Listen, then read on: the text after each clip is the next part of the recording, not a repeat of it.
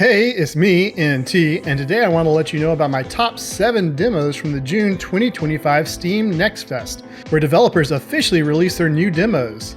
I sifted through top lists, read the game website articles, and played 24 demos to bring you my favorites. Let's get started. First up in our demo roundup is Ratatan, a rhythm roguelike action game that blends rhythmic gameplay with side-scrolling action. This game promises chaotic fun with online co-op for up to 4 players and massive melees featuring over 100 characters on screen. From what I've played, the demo definitely retains the fantastical musical action that fans love from the original, and the sound design is top-notch. However, it's still easy to input the wrong commands, just like Ratatan, which can be frustrating in the heat of battle. Visually, it's a bit of a mixed bag. The character art is super stylish, and the backgrounds are beautiful, but together it doesn't always mesh. It ends up looking a bit like a Flash game at times, particularly because the animation, particularly the movement animation, feels a little stiff. Despite these minor quirks, Ratatan offers a unique experience, and honestly, if it wasn't a roguelike, which I don't know why it is, it would be an instant wish list for me. Next up, we took a ride on Troleu, a wacky first-person action game that throws you into the chaotic life of a trolley bus conductor. Your mission? Keep the passengers happy and the trolley rolling by making sure passengers are riding legally, issuing tickets, and dealing with fare dodgers. But beware, rule breakers abound, and you might find yourself enforcing regulations with your fists. At first, I wasn't quite sure what to make of it, but once I got into the rhythm, it was a surprisingly fun experience. It has a unique blend, feeling a bit like Papers, Please mixed with a constant scramble of a cooking game. You're constantly juggling tasks, dashing around the bus, trying to keep passengers in line.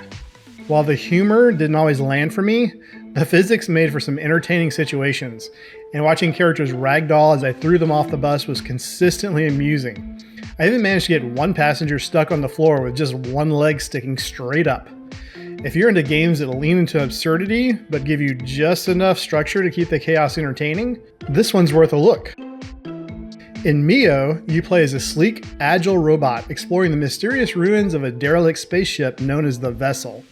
As you uncover its secrets, you'll face off against rogue machines and unlock new powers that let you access deeper and more dangerous parts of the ship. It's a Metroidvania. This side-scrolling adventure has a strong sci-fi atmosphere and some seriously smooth movement. MIO is visually stunning. The shading on the environment is particularly impressive and gives everything a handcrafted feel. While the general combat was just okay, the boss fight was a standout moment and felt incredibly satisfying to conquer. The movement controls are exactly what you want in a nimble robot, making traversal feel fluid and engaging. And to top it all off, the music throughout the demo was really good, adding another layer of immersion to this promising title. Absolum, a roguelike beat-em-up, puts you in the shoes of outcast heroes fighting to reclaim magic. This game is a true collaboration, blending Dotemu and Guard Crush's mastery of beat-em-up gameplay with Supermonk's best-in-class art and animation. It feels like you're playing a comic book. I genuinely had to pause several times just to appreciate the stunning backgrounds. The characters are interesting, and the voice acting is pretty good, adding to the immersive experience. Combat is a blast, with fast light attacks and heavy hits, but what really elevates it are the roguelike relics that offer unique buffs, like adding fire to your attacks or enhancing enemy pressure.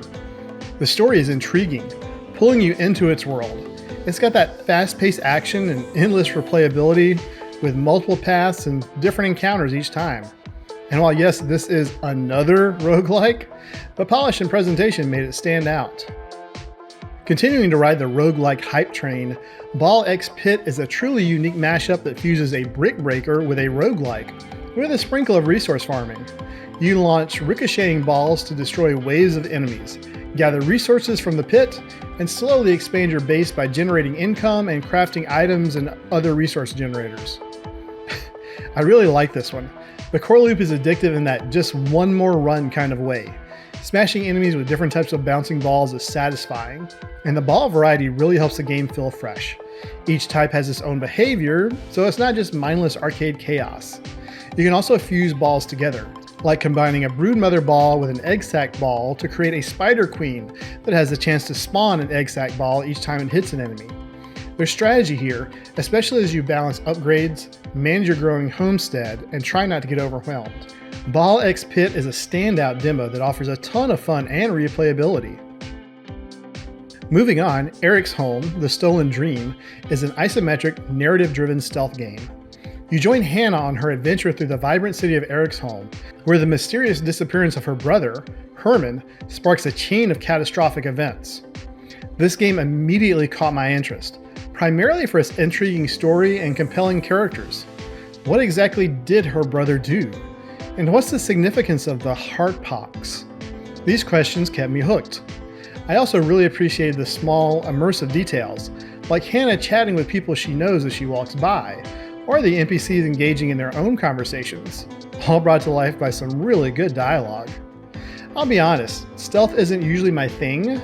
Waiting for guards to stop talking and move on can wear pretty thin, but I've played enough stealth games to say that Eriksholm's gameplay is top-notch, with inventive mechanics like intentionally scaring a flock of birds to distract a guard, and one-offs like using a crane to move fuel to power a drawbridge. The game's generous checkpoints also kept it from getting too frustrating, and the pacing keeps you interested until you reach the next story beat. My favorite demo from this Steam Next Fest is Everdeep Aurora, a game that immediately landed on my wishlist. This title plunges you into a world where an ongoing apocalyptic meteor shower has driven humanity underground. You play as Shell, a feline child who wakes up alone and sets out to find her missing mother, by drilling deeper and deeper into a mysterious, tile-based underground world known as the Everdeep. I was hoping that this game would play out like SteamWorld Dig, but while there isn't much digging in the demo, there is a fascinating mansion to explore.